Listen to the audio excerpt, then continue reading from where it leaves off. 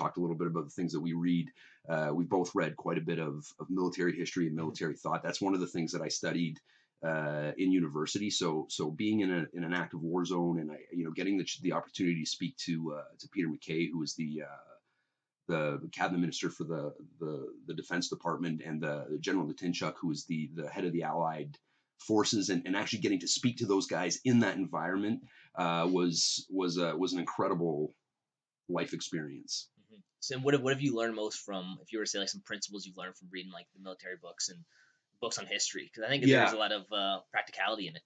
yeah, that's true. That's actually the biggest reason I study history. Thucydides, who's a Greek historian, said that history is just philosophy by example, and I love that idea. I struggle to read abstract ideas.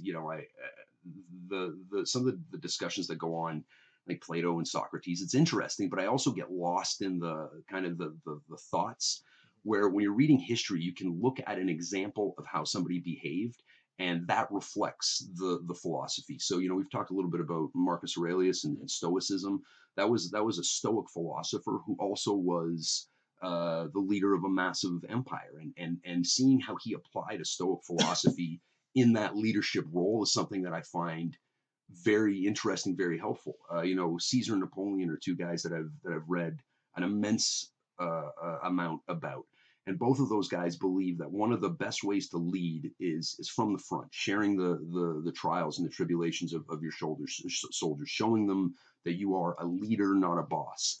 And those ideas are fundamentally connected to how I lead at the gym and how I train my athletes. If I wasn't injured, I would be on the mat training with guys all the time, bleeding with them, sweating with them, showing them that I love this sport as much as they do. And that adds a lot of credibility, because when you give guys advice and they see you doing it, I think they're more likely to follow through.